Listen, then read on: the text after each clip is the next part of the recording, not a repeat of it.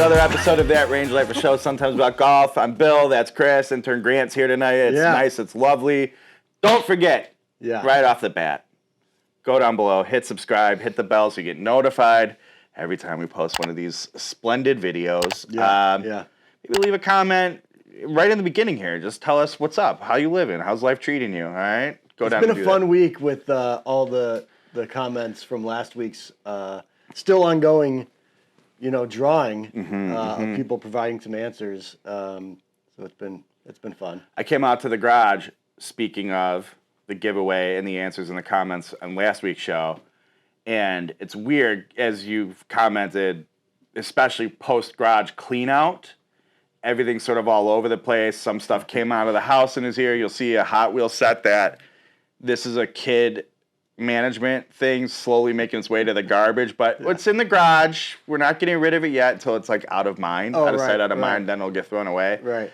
But it's all sort of our stuff. So in my vision, when I see it, I know what it is out of the corner of my eye. And all of a sudden, especially in the golf archive, the museum, right? It has a look just there. And I'm like, oh, God, startled by this from the bag. Powder blue bag. And then, of course, I think to myself, I could give that one a shot for a while, change things up a bit. Even I got a new bag. I go, wait, it's the giveaway bag. Right. It's not mine. That's right. Not maybe. I thought you were going to say, like, I should probably wipe that down because, we're going to give it away. But no, you wanted to use it. Well, even more so, it's like, I bet, I don't know, I'll talk to Kris. Maybe he'll just give it to me. I'm like, nope, it's the giveaway bag. And you got to subscribe and enter the comments. Dude, I can't do that. Like Riv did. Riv, you don't qualify to win the bag. Riv, let me ask you a question. Did you win a giveaway for the bag you have now? I'm not sure. Yeah, you did. And the push cart. I'd say, and the giveaway you won was, hey, do you need a bag? Mm-hmm. Because I won't use this one. I don't like 14-way dividers. I can't handle it. All right. So anyway, make sure you go to all the and things. that's still going on. So go back to last week's video, if this is the first video you've seen, and subscribe and answer the questions that you already know the answer to at this point. Well, say at this point you can just make funny comments about all 5 questions, yeah. and I think you can still answer a good 2-3 of them. I don't know. I don't remember. I mean, across the board, the first answer is no. Right. I don't think anyone said yes. Yeah, I don't think so either. I don't think anyone said yes. But, that's what I should have gotten for. But the other thing too, I think Grant and I were talking about it before you showed up, was, I mean, for a drawing, I think there's 14 comments. So Odds are good. That's pretty good odds for you to potentially win a free golf bag. Those things aren't cheap either, if memory serves. No. So I mean, yeah. Just get to work. All right. Okay. So, as we were also discussing before hitting record, I had... What is this? What do you got going on here? I don't know. Are you nervous? I'm not comfortable like this tonight for some reason. Okay. I needed something like to hold, I think. Cards. I should have brought the no cards. What is this? I don't know. Now I can't I don't know what to do with my hands. I had a hectic weekend. It's the first time I've actually been able to go to one of my daughter's dance competitions. That's a world. How'd she do? Yeah, I've lived that world. That's a thing, man. That is a thing. She did great. Hats off to her. Let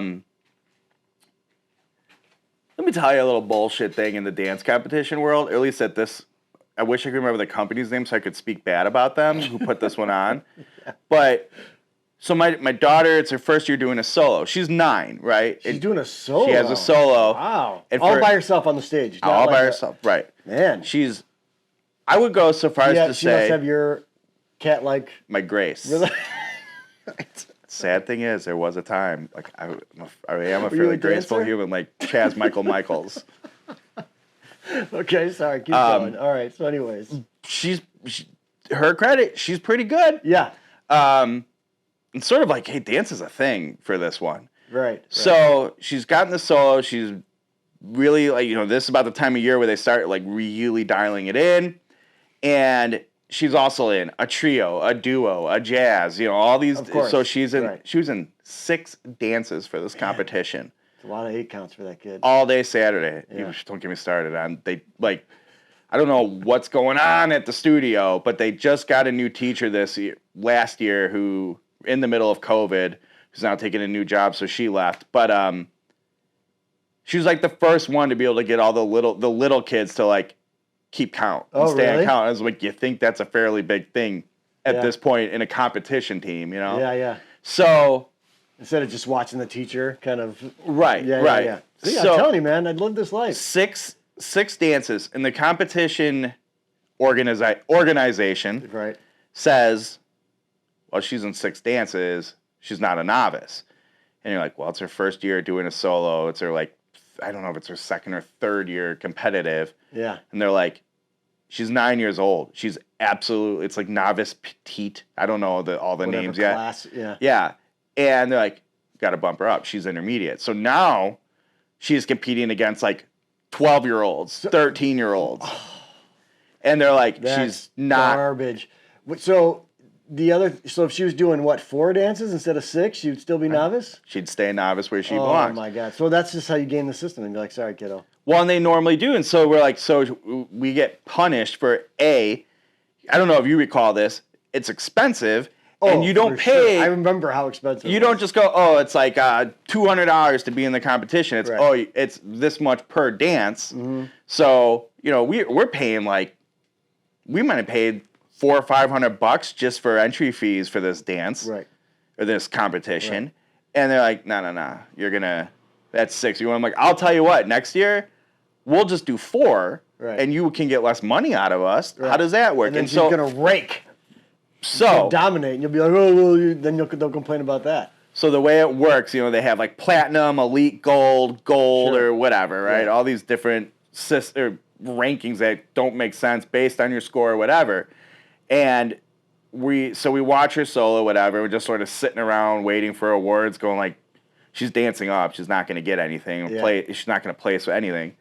And her teacher, I still don't know what to call them, comes like racing over to us like we're somebody's, and she's just worked up, and she's like has the like rules book, and she's like, look, if they didn't bump her up, her score, because we knew her score at this point, she's like, she would have gotten platinum, and I swear to God, she would have podiumed, she would have been at the top of now. She's like, I don't know, I'm not saying she would have won, but she would have been up there. She did that well, she was better than half those girls. It's a good way to really ruin a kid's sort of she deserves fun of it, or like she deserves to know this. So she danced great. If she was dancing in the class she should have been in, she would have just murdered it. Right. And said she hung with the older girls. I'm like, atta girl, Madeline. So that was very exciting. But now when she's 12, will she be like a super veteran of that class? Like this, like I remember my kids. They cheered, cheered competitively. Let's just say professional. It felt like it sometimes, but like. We had a McEwen for whatever it was 6 years in a row on this competitive cheer team through high school, and they were like, Jesus Christ, like how many are there of you, and will you ever graduate high school? Like because they were just around for so long. So is that going to be Madeline? Is she just going to be dominating these 12-year-olds for the next 3-4 years? It could happen. A la Gretzky, maybe. I mean, Missy Copeland is all I'm saying. Wait, I just thought of something.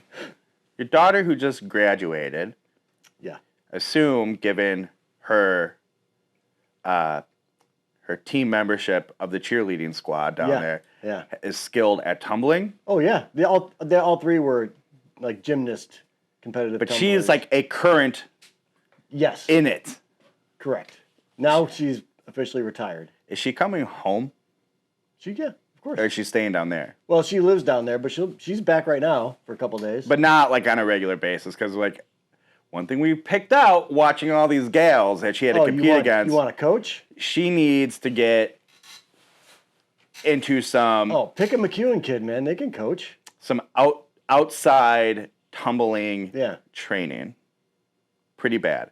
I don't know if you saw it. You probably didn't because it's too dark. We have the inflatable fancy ass tumbling mat in the front yard. Do you? It's a spectacle. The oldest was a coach last year for the high school team, for the competitive team. The oldest is also down in Blono, is she not? No. Thought she was. No, she's at North Park getting her master's. But she lives here. She lives not here, but like Here's my question. Could you get me a good rate then? I'm sure. Okay. All right. So we might have to talk about I'm sure. that. So anyway, that's what I was doing this weekend. Yeah. And I watched a little bit, I think Saturday, maybe a little bit Sunday of the golf. And Okay. I have to tell you, it was a fairly good, it's a good tournament in terms of like, man, it was dynamic. A lot of things were happening throughout it, but like, Right. I just didn't care. I didn't have any bit of like, I want to watch it. My bets that we talked about that I'd be placing just DED dead. Yeah, it was not Dead. Did you see someone bet $200 on JT to win when he made the turn on Sunday? And he won, what was it, 50 grand? Jeez. Yeah. Here I Yeah. thought I was pretty slick going. It was like Scotty Schaffler and Scotty Schaffler. You can't say Scotty Schaffler. Scotty Schaffler and Last week you called him Paul Schaefer. Paul Schaefer. Yeah. I had him and JT to finish top 10 for a pretty good odds, and it was a nice little payout. And then Scheffler, obviously, Missed the cut. I think he missed the cut on day one. They didn't even let him bad. play. They didn't even let him play day two. He was bad. Yeah. Here, I thought that was a pretty slick little bet on my part. But like, I mean, I'm not alone, but like JT, PGA Championships, Right. whatever. But I just got. I think everyone murdered. other than $50,000 guy, but like, I mean, DJ didn't make the cut, right? Obviously, Scheffler didn't. Paul Schaefer didn't make the cut. There were a lot of guys sitting out the weekend, and then most of the names, that we know, were like backdoor top 10, like Rory and those guys were just like hanging out.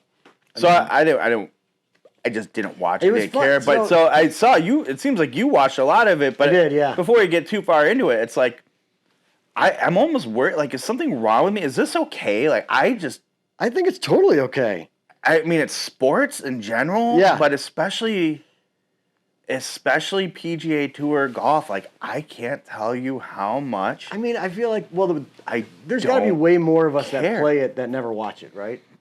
I mean, if everyone that played it also watched it, it would be way more popular. It used to be so much. I used to enjoy watching it so much more. And I don't know, is it because of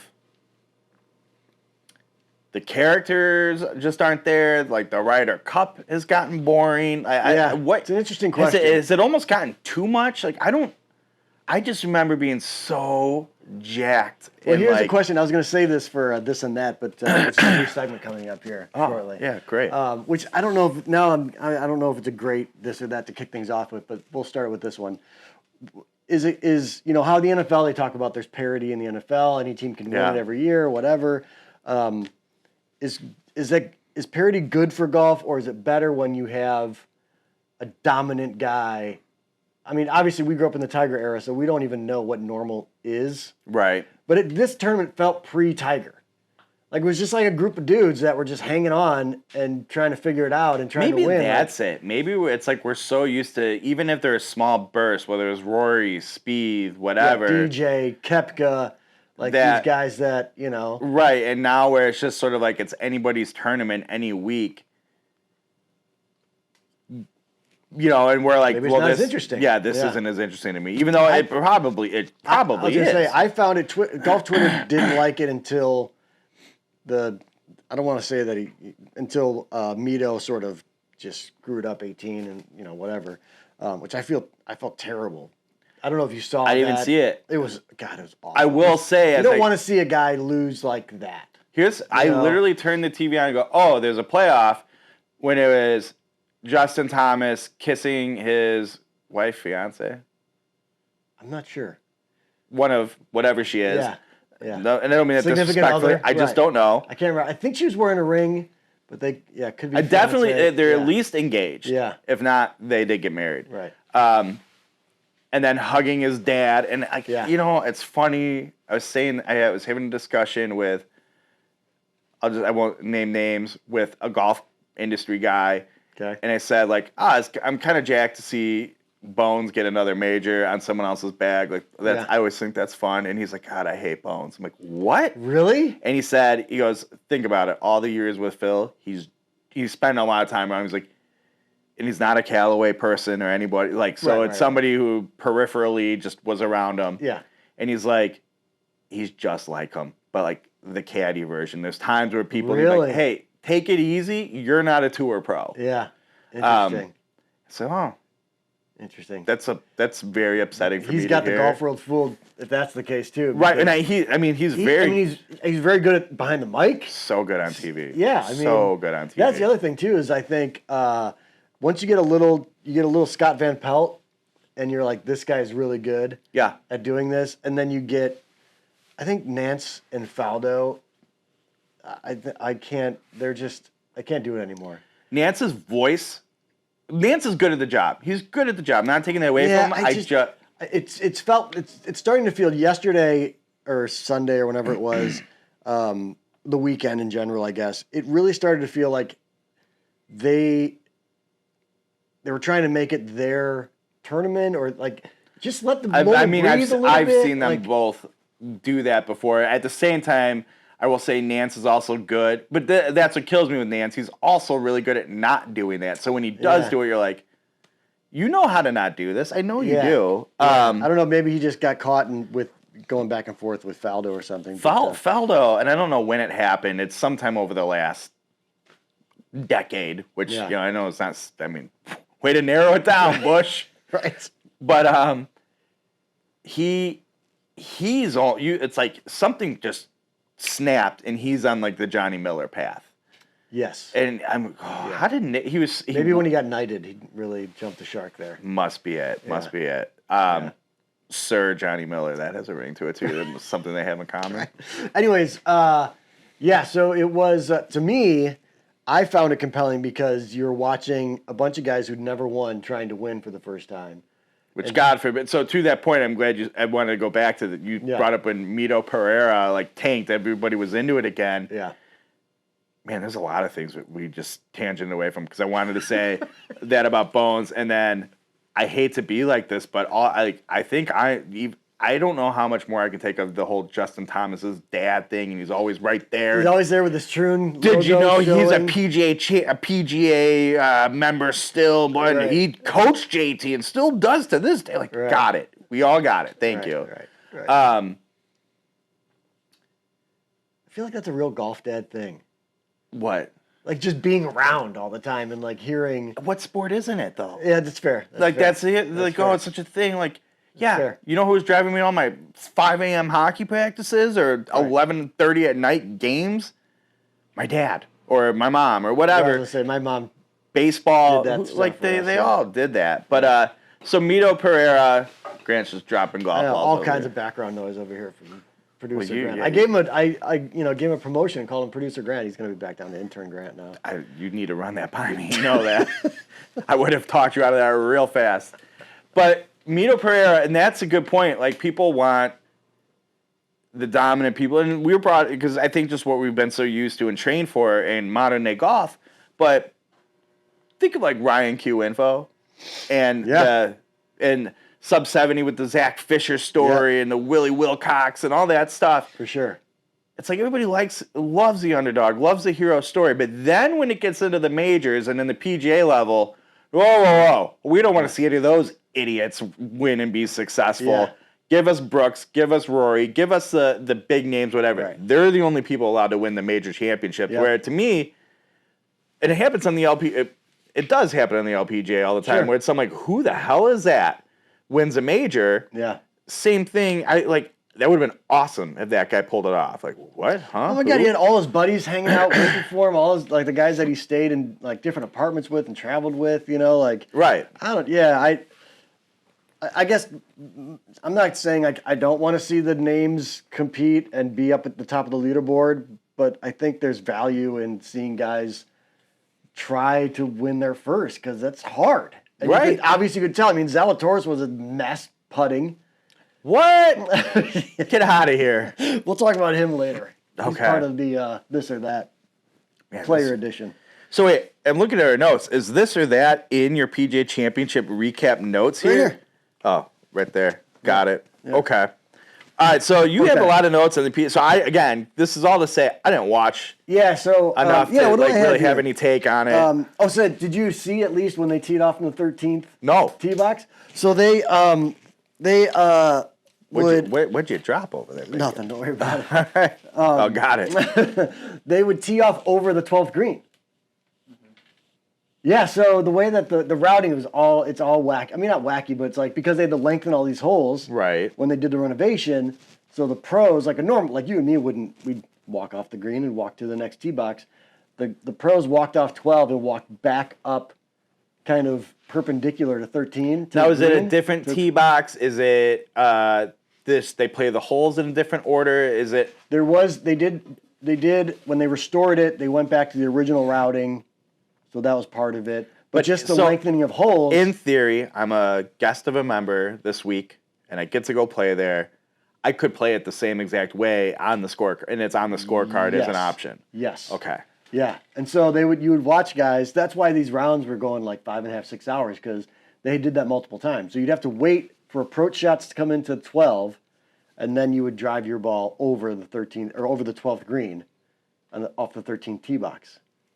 And that's how it was in 1936 or whenever. No, it wasn't, because they had to lengthen the holes. That's right. You said that. You said original routing, but that's right. Right. So the other option was going behind the green, traditional, but there was like a trench in there, and they just couldn't put a tee box. So the other cool thing I put on here, just the tee boxes reminded me, someday we'll all go back to the Loop. We'll go back to Forest Dunes. They do this, I think, in Scotland as well, but the tee boxes were part of the fairway. They just put the tee markers in. They just put the box markers in, boom, routine off from here, which I love it. So it's so cool. They don't have independent boxes here. Okay. No, not unless you were a forced carry or something, but no, it's just like hitting over the previous green. Right. It was just like the fairway. It just stuck pieces in the ground. We're like, all right, these are your tee boxes. It was super cool. Yeah. I don't know who they think they are doing that. Yeah, the bad putting all around. Nobody made any putts. Like Rory made like 55 feet of putts one round or something. Like nothing. Like they were just not making it. No one was making. What was the struggle? Speed? Because I saw in the playoff, JT had a fairly long one, and the way they set the clip up that I did see, he was going to drain this like 35-footer, and it was getting close to the hole. Well, I should say in length. Yeah. And not anywhere near going in. And it was like, wow, what a putt. And he's sitting there going like this. So I'm like, I bet it must have been something they were terrified of just running away. Yeah, well, there were a couple things. One, the greens were, I guess, slower than what they're used to because who was it that restored it? Gil Hands. Gil Hands. He was like, I'm not going to sacrifice architecture for green speed. Like the greens are the greens, the architecture is the architecture, so you guys can figure it out. I'm Gil Hands. But I think most of the time... There's nothing wrong with that. I don't know why I did. It's just funny. Hans. I like some guy, they were calling him Hans, Gil Hans. But I think there's some subtleties in the greens that guys were... I mean, they were missing putts by like 5 feet left, 5 feet. I mean, they were missing putts. Like, pace was good, but it looked like us. I say segue. Right. So, never mind. Right. It was rough. There were not good putts being struck out there. I guess the pros didn't like the traps because they were pebbly or they weren't the same trap. Like the sand wasn't good enough or some like. Yeah, God, welcome to the most of golf. Exactly. God, I mean, you remember when was it who called? Was it Matt Fitzpatrick when he was in Hawaii? He's like something about pampered fucks or something. Do you remember that line when he called? I think he was quoting somebody else. But anyways, like, if you want to not live up to that reputation, like, come on. Let's not complain about the bunkers being a little pebbly or rocky. Like, you haven't seen what the rest of the golf world plays in. But then we're hitting putts out of bunkers. I mean, to be fair, they're like, yeah, how many of you are hitting putts and what have you for $250,000? And you're like, yeah, good point. That said, I also just paid $45 for my greens fee. I know what I'm getting into. But everyone's hitting out of the same bunkers, guys. Well, and then everyone's playing for the same money. I love when they do the whole like, oh, Colin Morikawa going back to where he grew up playing and how it's such a valuable learning experience for him. It's like, oh, I thought you were this like down to earth muni kid, like, right. Oh, okay, and now all of a sudden the crushed shale, white sand, whatever isn't good enough for you. Okay, got it. Yeah, got it. So those are my takeaways from the overall week. I thought the tournament was great. Golf Twitter hated it until the end. It's so boring. It's so boring. Golf Twitter hates everything. It's really true. And they just kind of like everything's like snowballs. I'd like to point out, like, again, it's becoming a recurring theme on this show to discuss this. It's come up twice since last show, and you go, oh, you're talking about Inter Grant helping out. So does that mean you'll actually have like a presence and a personality? A personality set? Right. Like, I'm not offended by that. I will proudly say, like, yeah, my presence there is terrible. And then place to be is TikTok, man. I'm telling you right now. Well, and then the TikTok thing, and is it Bill? And how many of those views were Bill? I'm not even on TikTok because not out of like old man yells at cloud kind of a thing, right? It is so golf social media isn't even. It's not even like it's plateaued. It's somehow week to week just gets worse. Yeah, somehow, some way.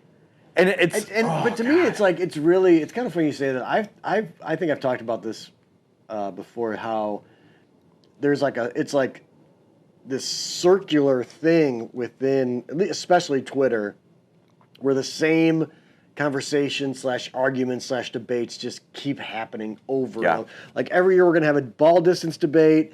Every year we're gonna have some stupid. I mean, thank God the LIV thing kind of give us a whole new thing to talk about and obsess about or whatever and argue about. But otherwise, it's the same thing over and over. It's gotten so mundane. Maybe after a little while, you just become like. Do you know what I feel like? I've been on it too long. I gotta move to Blackstone Twitter. It's more fun. Good one. You know what golf social media has become for me? It's like, and I noticed it today. I swung by. The name's not topically relevant to people watching the show probably, but a large liquor store that we all frequent in this area today, just to grab a couple things for the garage, fridge, whatever. Yeah. And there were 3 bros, I would say probably a little older than intern Grant. Okay. And, the cutoff T-shirts, whatever. If they... No. I don't think they had anything going on today, and they were older than Grant. So that says something. But, really getting into, like, the philosophical craft beer discussion, nice. And looking at... Nice. This brand's called Pipeworks, and he's, like, telling them all about it. Clearly doesn't know anything he's talking about, which is fine. I don't begrudge anybody of that. Right. But I'm sitting there going, God, I would love to just sit here all day and listen to these dorks that come through here talking about this stuff. Yeah. And I go, that's golf social media. It kind of is. And then the same thing go to like Sand Valley or Arcadia Bluffs or whatever, Bandon Dunes, and just sit by yourself on the patio at like roughly I would never do that ever. noon and 5 p.m. and just listen to all the tables of people and go, this is golf social media. And they're all think of those 2 scenarios, a craft beer aisle at a major big time liquor store and a place like these resorts or whatever, and the conversations, and every single one of them in these debates, it's not for fun, it's not for recreation. They're solving the Ukrainian-Russian crisis, they're solving world hunger, Palestinians in Israel, that was already solved by these people. Sure. Like, that's what's happening. Golf Twitter, I go, God, you guys are saving humanity. Right. You are saving humanity fighting about the ball rollback. It's true. Anyway. Yeah. I'll say this too, though. I would never go by myself because I do want to go to those places, but I want to go like with us. So you don't have to get stuck in it. Right. Like, but I mean, that's why you go to those. I'm not going to just I know people that just go to a place to go and play it, right? They go and check it off or whatever. So that's only like a quarter of why I want to go. If you, me, intern Grant, went up to Sand Valley tomorrow and played our round. Yeah. And sat down at the beautiful the 18th hole patio area. Right. Had some tacos, some ice cream sandwiches, whatever it is over there. Some transfusions. Right. It'd be wonderful. Be great. And It'd be hilarious. We would talk 3% golf. I don't think we'd talk any golf. No, we would talk some. Maybe at the very beginning we did golf stuff there today. Right. We would talk about that for a little bit. That would be it. Not saving the world because of our golf takes and our interpretation of what happened out there today. Right. Be like, oh man, that hole where they found the old barn in the bunker, God, that's cool. There's a lot of sand out there. Do you think there's any mammoths really buried here? Do you think so?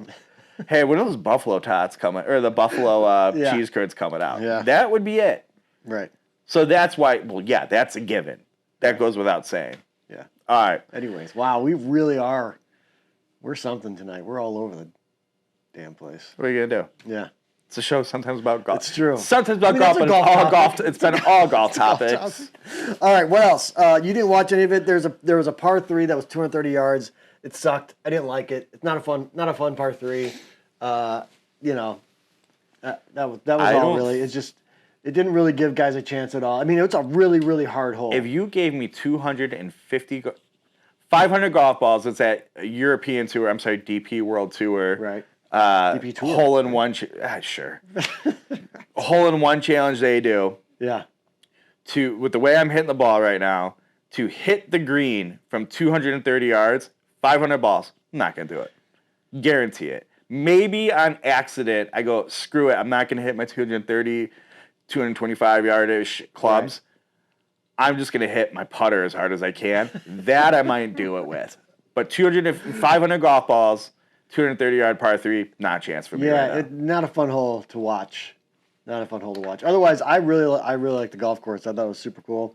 Really hard. I also love false fronts. Okay. Because these guys spin it so much that they have to actually try, focus on that piece of it. Right. So, yeah. It's like when you remember watching Big Break, it's like all these guys and gals on Big Break can play a little bit. That's how they got there. Sure. But there's that certain bit of, I love when golfers figure out how to spin the ball. Right. So whether they need to, they're just zipping it. And so they're like, oh, cool, and they stick one close, but because they have to be like, look how good I am at golf and spin the shit out of the ball, they zip it back 90 feet off the green, and you're like, well, maybe because when you're hitting it from 110 yards, you can literally just drop the ball in there. You don't need to zip it a million miles. Right. Just hit it in the air, let it fall. So give them a false front or two, see what they can do. Yeah, I do love false fronts. Plus, it lets guys that aren't as long run it up there if they want, just play a different game. And I think a lot of people talked about this too, is it was much more, especially with the weather, much more of a shot shapers. That's the other thing too, these guys, these pros that complain about how hard it is or how hard this course was, like they're not used to having to play golf a certain way. Well, that was, that's been the debate really since Tiger became Tiger. Yeah.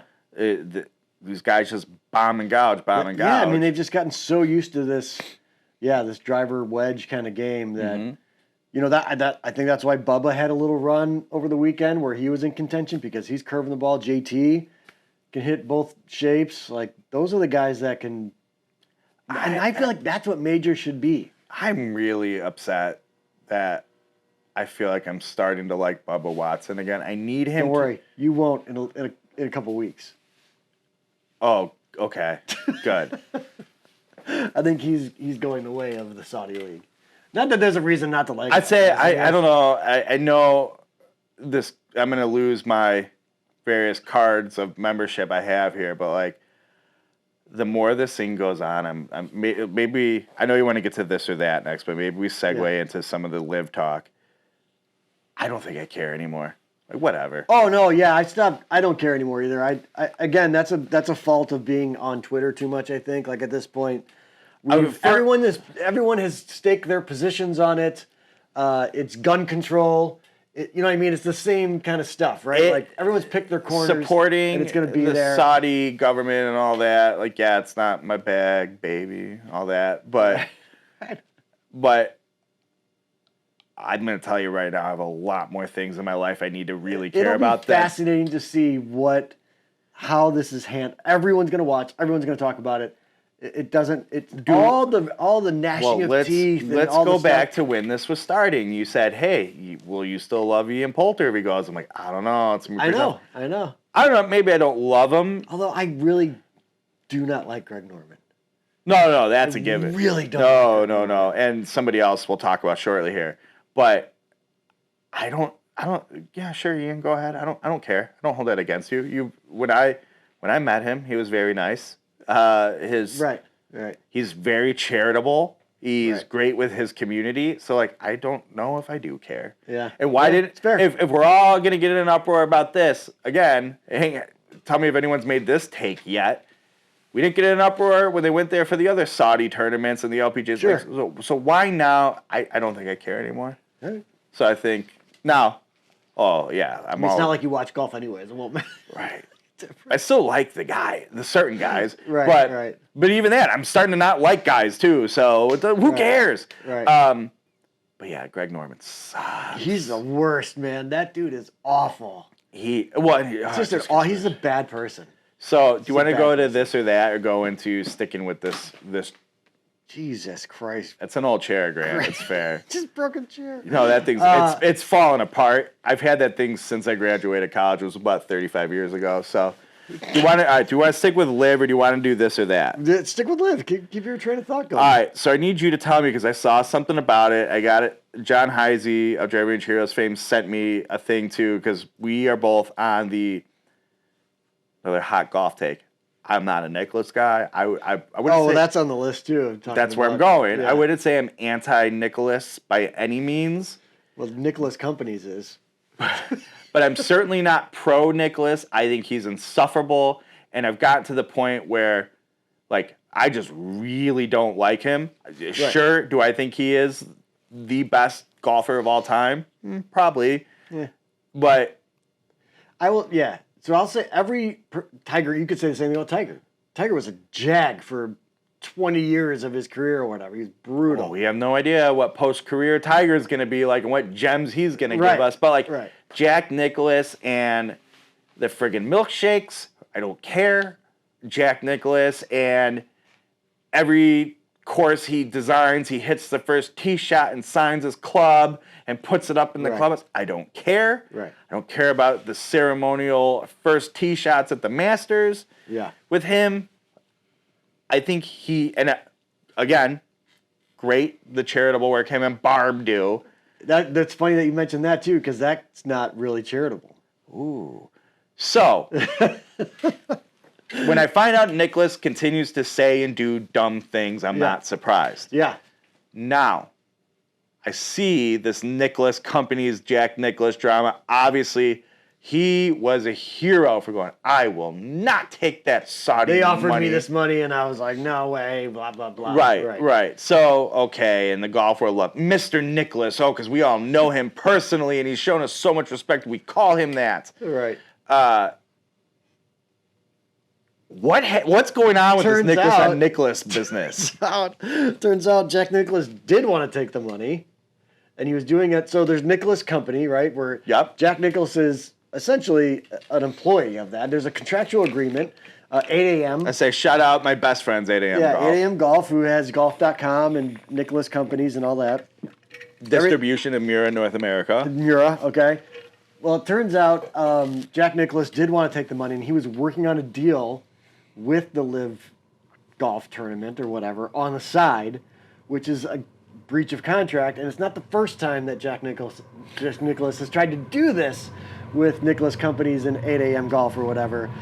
So now Nicklaus Companies is literally suing Jack Nicklaus.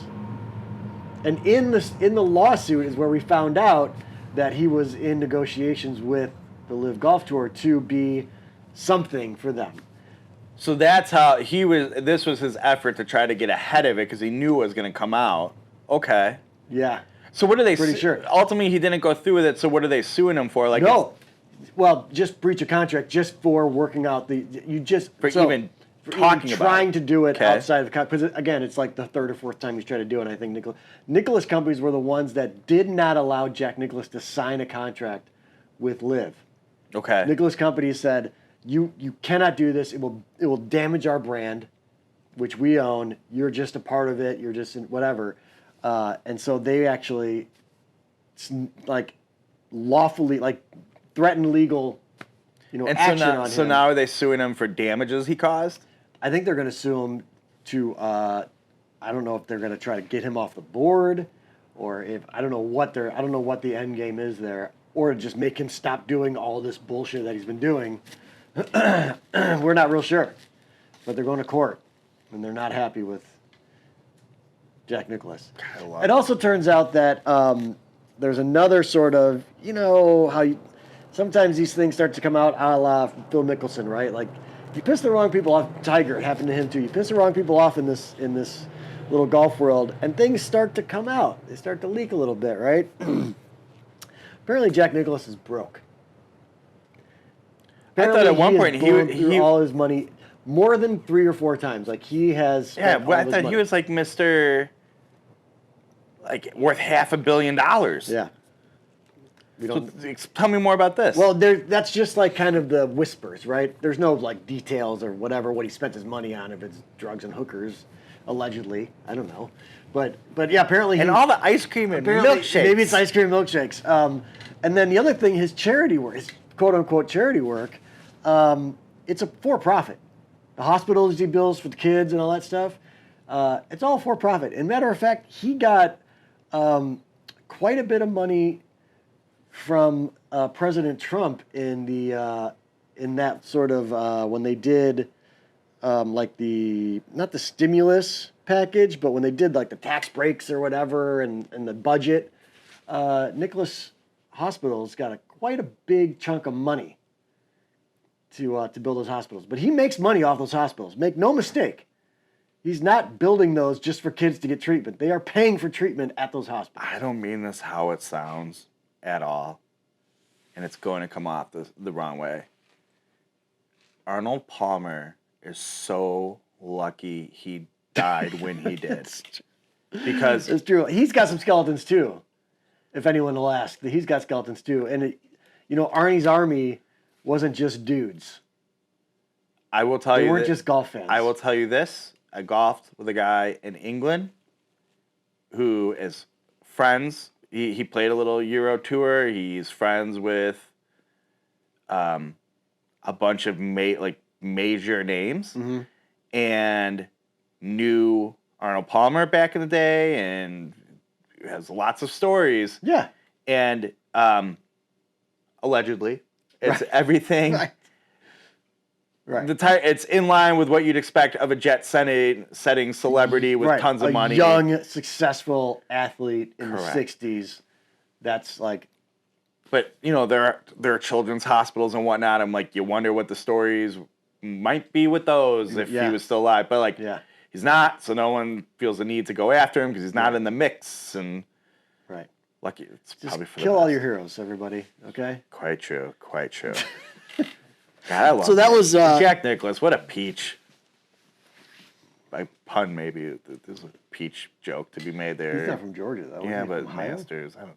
Oh, yeah, the Masters. Yeah, some Ohio. Anyways. Jack, that's why I met Barb. Anyways, hopefully we didn't offend anyone with Jack Nicklaus allegations. Buy my. It's all out there. I mean, it's not Yeah. like I'm not doing any reporting. It's all out there. It's everything about him. Everything about Yeah. him. Okay. All right. So tell me, how are we looking at time here? We're We're at 47 minutes. that's a lot. Let's do whatever. Let's do this or that. Okay, we'll end with this or that. So we've talked about doing this, and the idea behind it is I will give you like a scenario.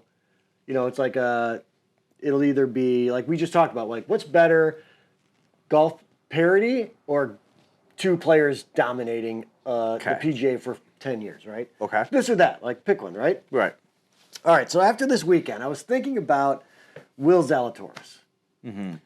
come onto the scene. He what was he, top 10 at the Masters as an amateur Something like last that. year, Right, something. yeah. Played again really well at the Masters. He's this not year. an amateur last year. He was a pro. Okay, Remember? but you didn't have a card or whatever it was. Some Right. weird. Right. But he came onto the scene like, oh, this dude, crazy skinny little guy, looks like Happy Gilmore's caddy, the whole bit. Yeah, right. Does it again this year at the Masters, plays really well. Obviously was in the playoff at the PGA Championship. He hasn't won yet on tour, right? Correct. He obviously has what you would call a major flaw or weakness in his game, which is 5 foot and inside 5 feet putts. Yep. So I'm going to give you, it's 20 years from now. Mm-hmm. Okay? Whose career would you prefer to have? Will Zalatoris or Xander Schauffele? As of now, 20 years from now. but I have to predict. Right. That's the What this they're or gonna that. do. That's the this or that. That's a tough one, though. Because, like, both of them. Yeah. Right. Xander's got 5 wins on tour, but he's been on the tour for a couple more years, I think. He's flirted with some majors. I think I'm gonna say Xander, because even like Zalatoris might squeak out a major, and I think he'll always.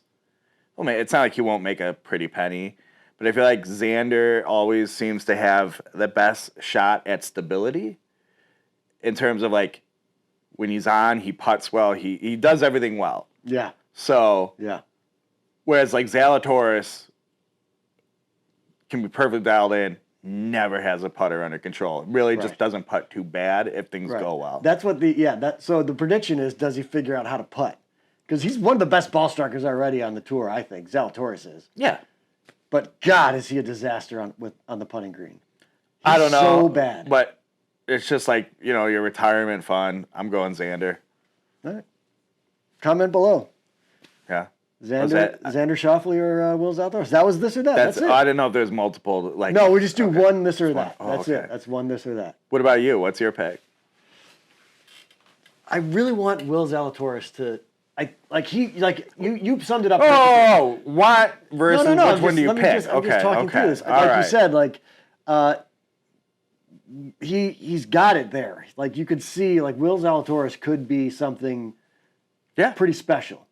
But yeah, I don't think he'll have. You said it perfectly. He'll probably win one major along the way. It'll all come together. I thought it would come together this weekend, but I think Xander Schauffele has the better game all around. And then I think I would bet, if I had to make a bet, I would say Xander Schauffele wins a major, or at least one major, if not more, over the next 10 years. More than Will Zalatoris. Xander Schauffele has an Olympic medal. It's true. That's true. How about that? That's true. But I don't think, if you think about it, some people, I kind of thought it was a weak this or that to kick things off, because I feel like the default answer is Xander Schauffele. Like, Xander Schauffele. But if you look at them side by side, Kris, they're really not that. This is golf media. You're right. Of course, that's not the default pick. We just bitched about golf media and golf Twitter. Somebody, the golf Twitter question. Somebody's gonna come in and be like, "No, Will Zalatoris, you idiots, his upside." Like, I'm sure. I hope so. Yeah, I mean that's the fun of this or that. I don't know if this is a this or that thing, but I thought about this question for you. Over the weekend, with the dance competition, my 5-year-old and I had to, figure out how to survive the day. And so he wanted to get this local restaurant, and he wanted a root beer for dinner. So, all right. For dinner? Well, with his dinner. Oh, with dinner. Okay. So, all right. But I'm like, because of the dance competition, we're eating dinner at like 6:45, 7 o'clock, which is late for a 5-year-old. Mm-hmm. And if you're going to say, oh, no, it's not, that's not normal what you're doing. That's late for a 5-year-old. Right. So we get it, and I go, Barks root beer is caffeinated. So I'm like, what root beer do you guys have? She's like, oh, it's mug root beer. All right. Caffeine free? Here's my question for you. Okay. Give me top 3. Not a draft, just whatever. Like your gut. Like what you like. Top 3 root beers for you. The bottled one. The name of it is escaping me.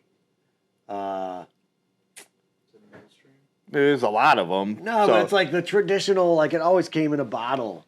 I'll go first then. Okay. Dad's Okay. root beer in a bottle. Tremendous. Yeah. Then you have, I know which one you're thinking of.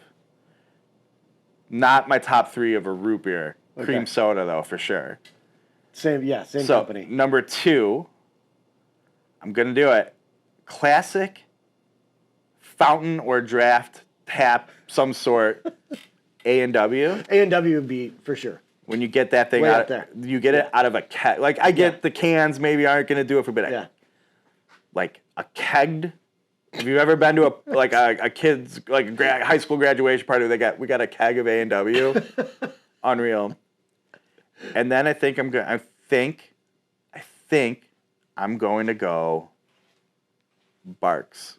It does have. Barks is a good root beer for sure. It's a good root beer. What was the one I couldn't remember? You were gonna say IBC. That's the one. That's the one. Not top 3 for you, but if you get into cream soda conversation. But IBC was like, it's like a, I don't know if it's kind of just makes me think of, like it was cool to have a bottle of root beer. I would never fault somebody for putting it in their top. I wouldn't say it's in my top 3, but I would be like, that is a good pick. I think it's that one. A&W, Barks is my order. Good picks. Yeah. Mug, honorable mention for sure. Mug? Yeah, Mug root beer. I'm not familiar with Mug root beer. Oh, you're not? No. Oh, it's pretty good. I'm an orange soda guy, man. I've always been an orange soda guy. I'm not a big root beer guy. Hell yeah, man. Hell yeah. Orange soda is delightful. Orange, like when McDonald's, had it on whatever you want to call it, fountain. Yeah. Still do. Wait. Bomb. They still do. Orange Fanta. They took it away for a little while. Did they? I thought so. Because there's high C orange at McDonald's too for Right. the Happy Meals, which is also delightful. Oh, yeah, very good. But Stewart's root beer, also very good. That's a good one. It's a good call. I want to say Goose Island did a root beer for a little bit too. That wasn't bad. Really? All the hard root beers are so bad. I've never had one. Don't. Dad's root beers or whatever. Yeah. No, Dad's is. But I mean, like they call it like not your father's root beer. That's it. Yeah, they're not good. Yeah. All right, that's a good draft. All right, what do you got going on, Kris? Anything new in McEwen media world? No, nothing at all other than breaking drones. Broke my drone today. Yeah. Were you doing golf stuff? I was shooting for a golf course for Chicago Golf Tour. Crashed my drone, broke it, so I have to figure out what to do with that. I have another one. J Rib's got my backup. Yeah, the one he attacked me with. That's right.